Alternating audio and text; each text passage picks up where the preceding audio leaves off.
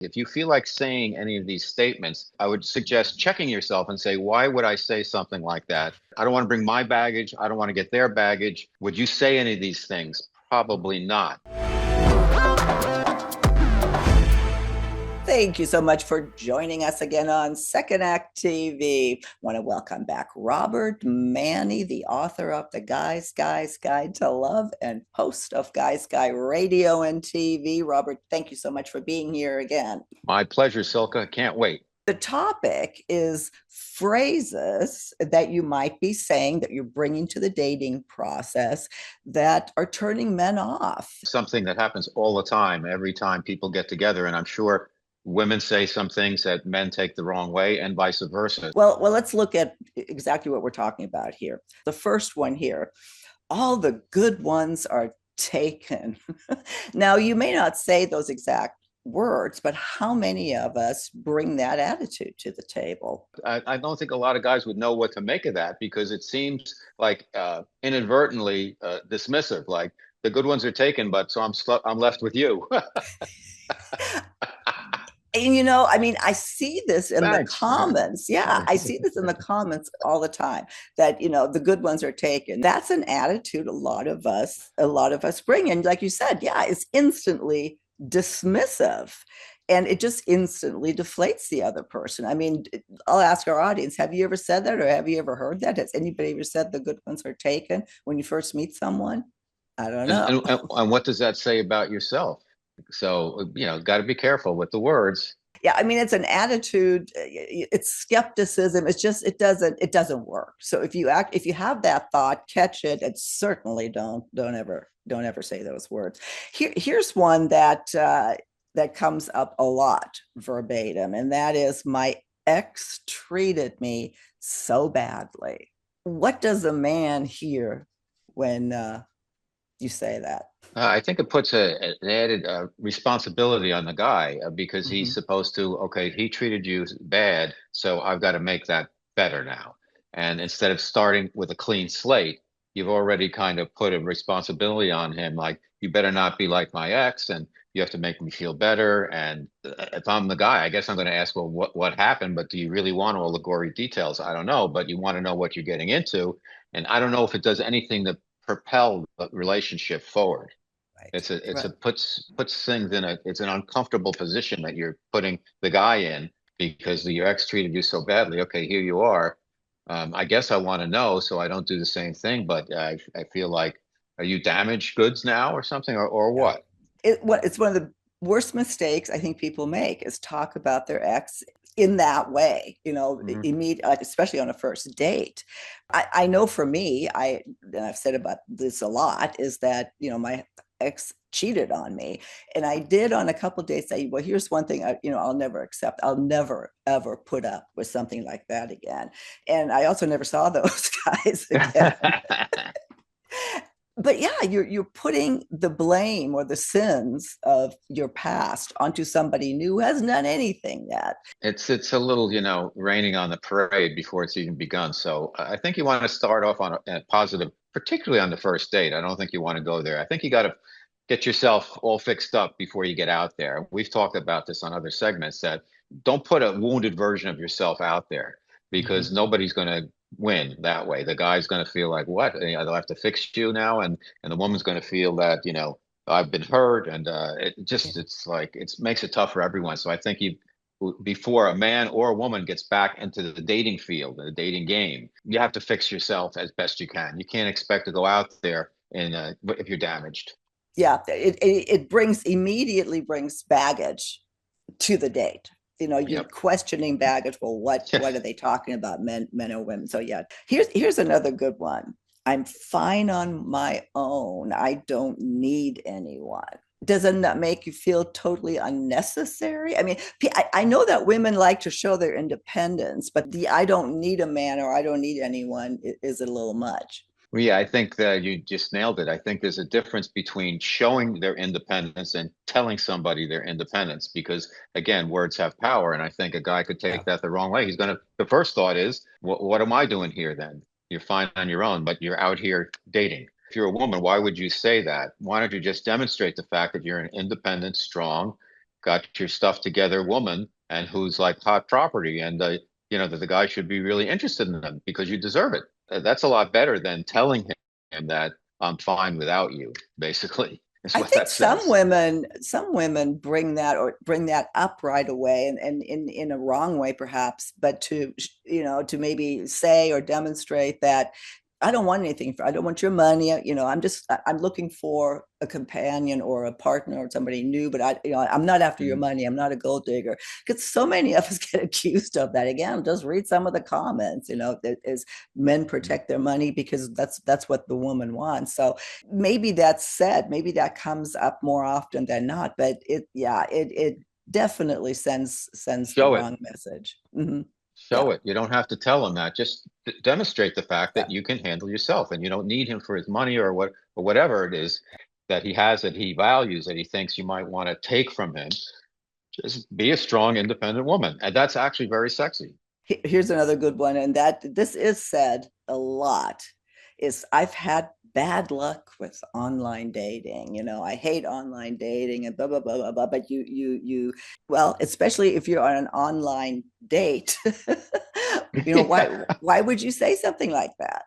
Well, I think everybody's had some bad, it's like dating. Everybody's had some bad experiences dating, and everybody's had some bad experiences when they're online dating. And of course, the whole honesty thing that we've talked about so many times about becomes an issue. And a lot of women, I think, take the online dating vulnerabilities more to heart than guys do.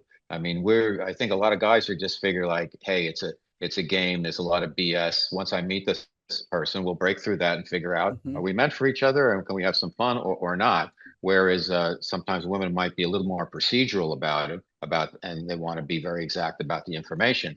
Online dating, it is what it is. It's a necessary evil for some people Yeah, because how else would you meet so many potential partners out there?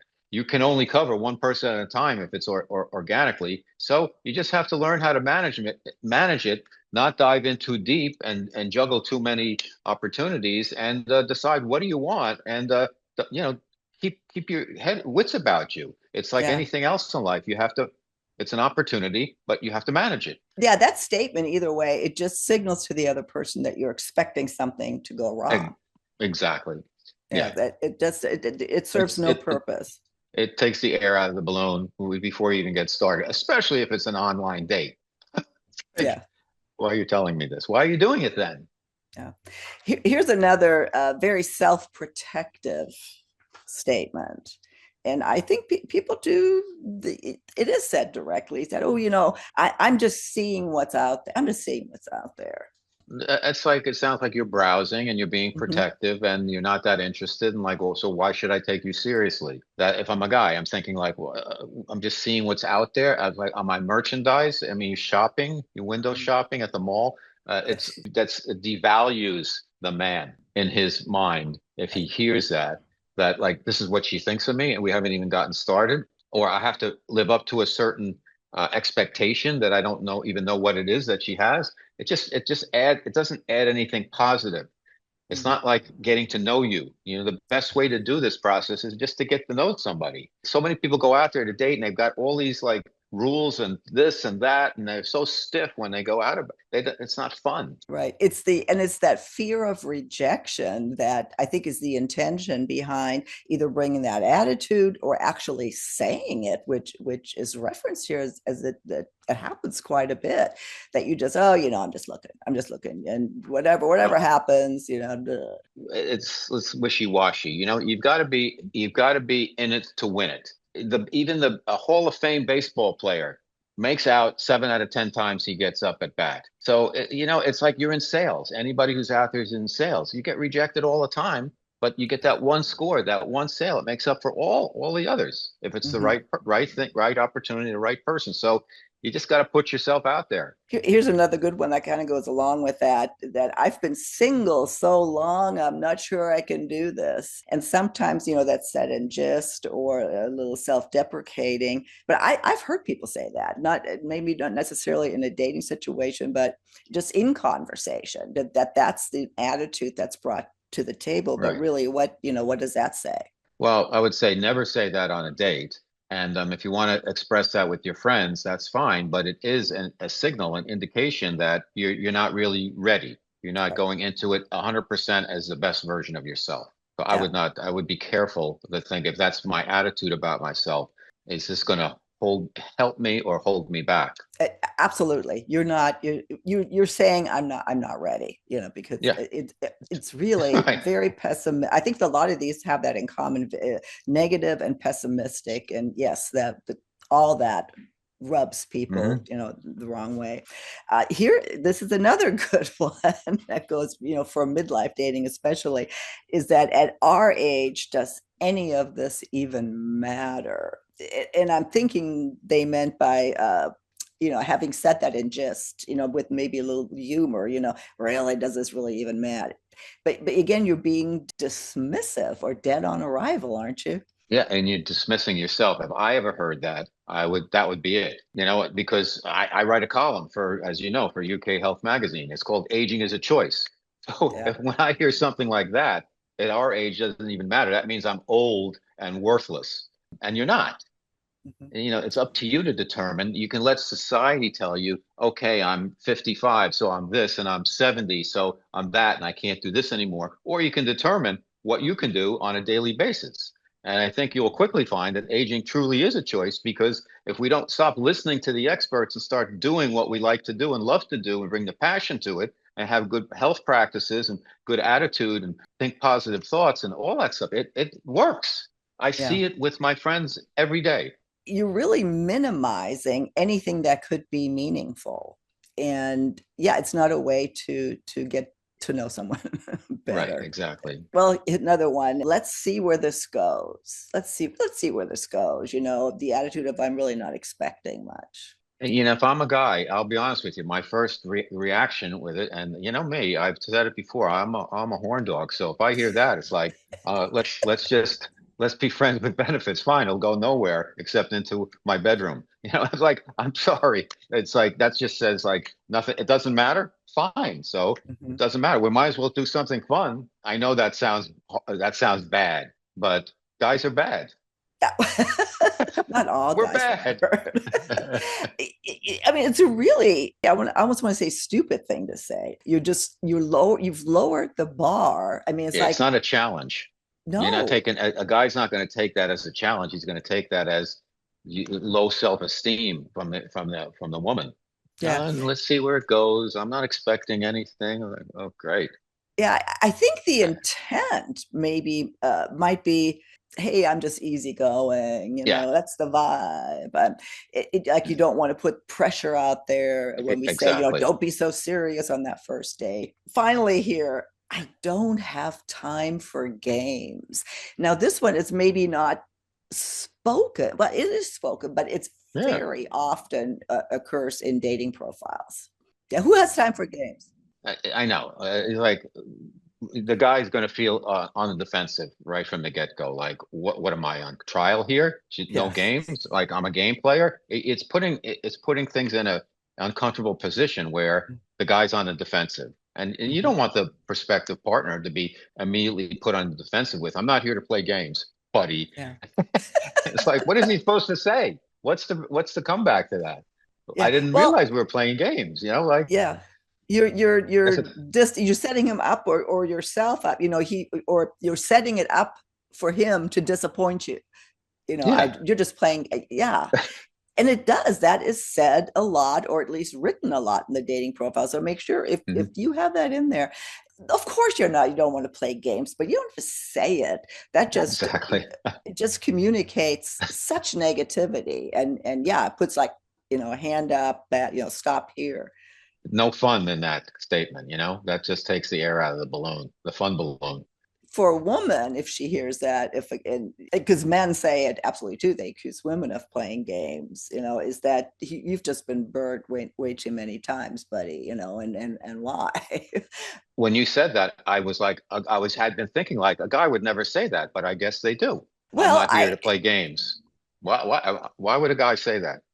I don't yeah, know. again, I don't know if they actually would say it, but the attitude is there, and I have seen it in profiles as well. No game Mhm. playing. no gay and no drama. Right. That's Well, another that's one. different. No That's drama. different though. Yeah. That's different. Yeah.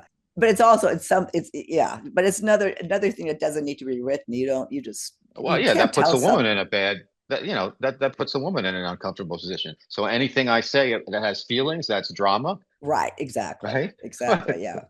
Anything with any emotion is drama, right? Exactly. What is drama? What is drama to you? What is drama? So I thought this gives us something to think about because these are prevailing attitudes that are out there. We see them in our comments all the time, maybe rightfully so, maybe deserved. However, it does rub people the wrong way. It can turn men off, can turn women off, and it's just something. Be aware of it, and then you can do something about it. Robert, how would you end our segment here? I agree wholeheartedly. I think, again, before getting out there, if you have any of these, if you feel like saying any of these statements, you got to check I think I would suggest checking yourself and say, why would I say something like that when I'm going into a position with a clean slate? Do I want to meet somebody new? What do I want not to bring I don't want to bring my baggage. I don't want to get their baggage. Would you say any of these things? Probably not. So go in with an open mind, an open heart, and see what happens. And you know what? A cup of coffee or a glass of champagne doesn't take that long. You can always just say thank you and Mhm. on your way. I think the bottom line is attitude really and mindset is just that's the substance of being able to find someone and have a relationship, a healthy, build a healthy relationship. Hmm. So, well, we don't need to pound that home anymore. I look forward to the comments on it to see what Yeah, you've me heard too. out there based on what we discussed here today. Robert, as always, thank you so much for your time. I will link to all of your information, your book, a great, great read. I'm actually started reading it again. Oh, But okay. yeah, I Thank mean, you. I know you so well now. It was kind of fun to read it now, knowing you again. So anyway, it is a fun Thank you. read. Pick it up. And I will link to your radio station. You're now all over the world with UK Health Radio and, of course, your YouTube channel right here in the show notes below. Click on it and subscribe. And Robert, thank you so much. Oh, yeah, yeah. And go to Second Act TV and get our coffee mugs. They're awesome. Robert, Thank you. thank you, Robert. We'll see you next time.